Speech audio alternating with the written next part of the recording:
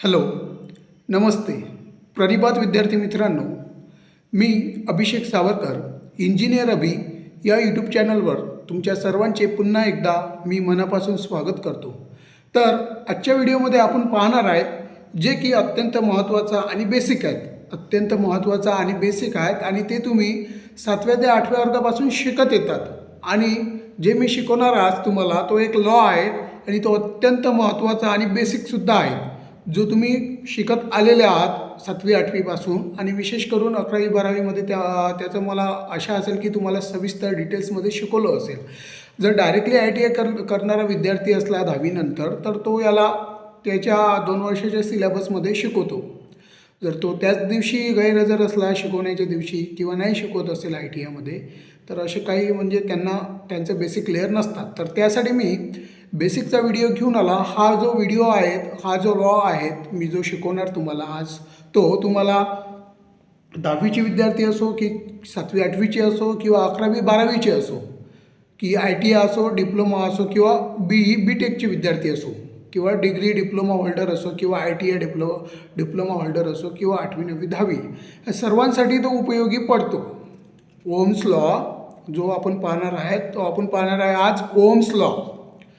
तर Ohm's law आपल्याला आज पाहायचा आहे. तो अत्यंत बेसिक आणि इम्पॉर्टंट आहे. त्याशिवाय इंजिनिअरिंग ही इनकम्प्लीट आहे किंवा डिप्लोमा ITI ही इनकम्प्लीट आहे. वायरमनचं पूर्ण जे बेसिक असतं किंवा पूर्ण आयुष्य असतं ते ओम्स लॉवरच डिपेंड असतो. त्यांना कोणतेही काम करावं लागतो. DPवर जा किंवा CTवर जा किंवा FITवर जा, ते नट टाईट किंवा फिट करा, जे त्यांचं काम असतं त्यांना तेव्हा हा ओम्स लॉ माहीत असणं अत्यंत गरजेचं आहे, अत्यंत महत्त्वाचं आहे.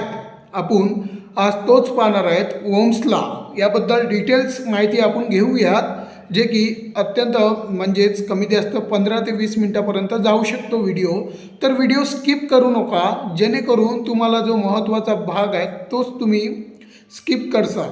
तर व्हिडिओ हा A to Z पहा आणि जर काही इश्यू असेल, क्वेरीज असेल, क्वेश्चन असेल तर नक्की कमेंट्समध्ये मला विचारा.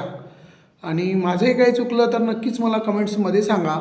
तर आजच्या व्हिडिओमध्ये आपण पाहणार आहोत ओम्स लॉ. तर सर्वप्रथम सांगतोय तुम्हाला, ओम्स लॉ जो आहे हा जो इस्टॅब्लिश केला, म्हणजे याला जेव्हा काढलं तो 1827मध्ये काढला आहे. 1827मध्ये काढला आहे आणि त्याचं नावसुद्धा ओम्स लॉ हे जे नाव सुद्धा ठेवलं आहे ते एका शास्त्रज्ञाच्या नावावरूनच त्याचं नाव ठरवलं गेलेलं आहे. ओम्स लॉचं जर पूर्ण नाव बघितलं त्या शास्त्रज्ञाचं, ज्यांनी 1827मध्ये काढला, त्या शास्त्रज्ञाचं पूर्ण नाव जर बघितलं आपण तर जॉर्ज सायमन ओम. जॉर्ज सायमन ओम असं त्या शास्त्रज्ञाचं नाव होतं. तर ओम्स लॉ काय सांगतो तुम्हाला, तर मला माहिती आहे फार जणांना ओम्स लॉचा फॉर्म्युला माहीत असते, V=I×R. V=I×R. पण वास्तविक पाहता जेव्हा आपण इंटरव्ह्यूला जाते आणि आपल्याला विचारतो व्हॉट इज ओम्स लॉ, तर आपण डायरेक्टली बोलून देतो की ओम्स लॉ V=I×R. पण त्याला ही डेफिनेशन, हा जो फॉर्म्युला आहे तो त्याला हवा नसतो. हा फॉर्म्युला कुठे यूज करायचा ते सुद्धा सांगतो मी. त्यामुळे आपण त्या 3 पॅरामीटर्स फाइंड अप करू शकतो फॉर्म्युल्यामुळे तो. पण इंटरव्ह्यूला जाताना आपण ते सांगणं योग्य आहेत का, ते इंटरव्ह्यूला जाताना तो फॉर्म्युला सांगणं योग्य आहेत का, किंवा त्या इंटरव्ह्यू घेणाऱ्या व्यक्तीला आपल्याकडून तो फॉर्म्युलाच अपेक्षित असतो का, या सर्व गोष्टीचा तुम्ही विचार केला आहात का कधी. तर आपण न सांगणे, आपल्याला तेवढंच माहीत असतं, आपण तेवढंच सांगतो. तर मी तुम्हाला आज सांगणार ओम्स लॉ.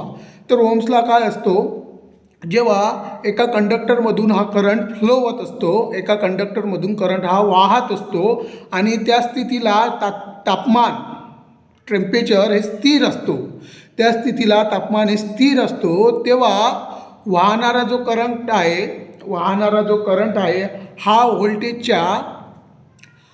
व्होल्टेजच्या थेट प्रमाणात असतो. हा व्होल्टेजच्या थेट प्रमाणात असतो, म्हणजेच directly proportional to the voltage. Current is directly proportional to the voltage किंवा voltage is directly proportional to the voltage. आता डायरेक्टली प्रोपोर्शनल किंवा थेट प्रमाण म्हणजे काय, जर करंट वाढवला तर इकडे व्होल्टेजसुद्धा वाढणार. जर करंट वाढवला तर इकडे व्होल्टेजसुद्धा वाढणार, दोन्ही सोबतच वाढणार, दोघांची जी ग्रो होणार, दोघांची. मी एका उदाहरण सांगतो मी तुम्हाला. जर आपल्या आईवडिलांना आपल्याला पैसे दिले तर ते कधीसाही सारखेच देतात.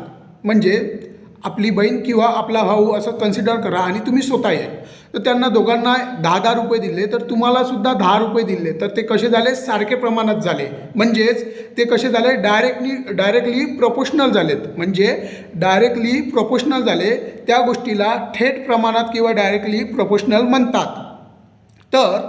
तर हे त्याची डेफिनेशन होतं. आणखी होतं त्याचबरोबर, आणि थेट प्रमाणात तो व्होल्टेजसोबत असतो एकमेकांच्या करंट आणि व्होल्टेज. तर रेझिस्टन्सच्या हा इन्व्हर्सली प्रोपोर्शनल असतो, रेझिस्टन्सच्या हा व्यस्त प्रमाणात असतो. हेच आपल्याला शिकायचं आहे.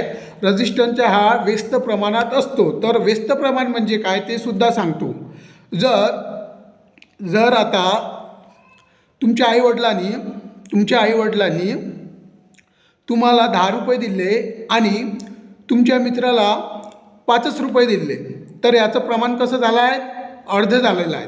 याचं प्रमाण कसं झालं आहे, अर्ध झालेलं आहे. मित्राला 5 रुपये दिले आणि तुम्हाला 10 रुपये दिले, तर हे कसं इन्व्हर्सली प्रोपोर्शनल झाले. जर करंट हा किंवा व्होल्टेज हे 20 असला आणि जर रेझिस्टन्स जे आहे ते किती असायला पाहिजे, ते फक्त 5च असायला पाहिजेत. म्हणजे इन्व्हर्सली प्रोपोर्शनल आहेत. इन्व्हर्सली प्रोपोर्शनल म्हणजे व्यस्त प्रमाणात असतो.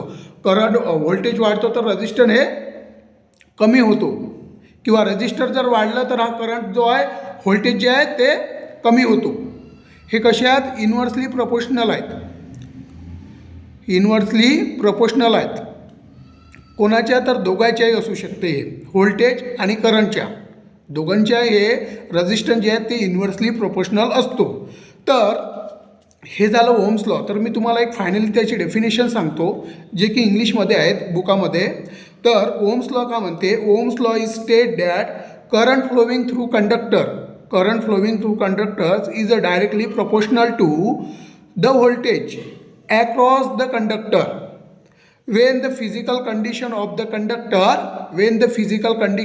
conductor while temperature, length and cross sectional area किंवा स्ट्रेन etc जेव्हा हे कॉन्स्टंट असते, जेव्हा हे कॉन्स्टंट म्हणजे स्थिर असते, हालत नाहीत किंवा हे स्थिर असते, सारख्या प्रमाणात असते, तेव्हा जे आपलं व्होल्टेज आहे ते करंटशी डायरेक्टली प्रोपोर्शनल असते, तर रेझिस्टन्सशी इन्व्हर्सली प्रोपोर्शनल असते. असं त्या थेरोटिकल ज्या लाईन आहेत पुस्तकात त्याचं म्हणणं आहे. तर त्यानंतर बघू आपण हा ॲप्लिकेबल कुठं असतो, म्हणजे हा कोणकोणत्या सर्किटला लागू होतो, कुठे याचा वापर केला जातो, हे आपल्याला शिकायचं आहे. आणि तत्पूर्वी सांगू इच्छितो, जर तुम्हाला एका सर्किट आहे, जर त्यातला करंट फाइंड करायचा आहे, तर त्याचा जो फॉर्म्युला बनतो ओम्स लॉचा जो फॉर्म्युला आहे, V = I × R. इंटू म्हणजे गुणाकार, I गुणेला R. व्होल्टेज बरोबर करंट बरोबर रजिस्टर. या पुढचा भाग आपण व्हिडिओ 2 मध्ये पाहू. थँक्यू.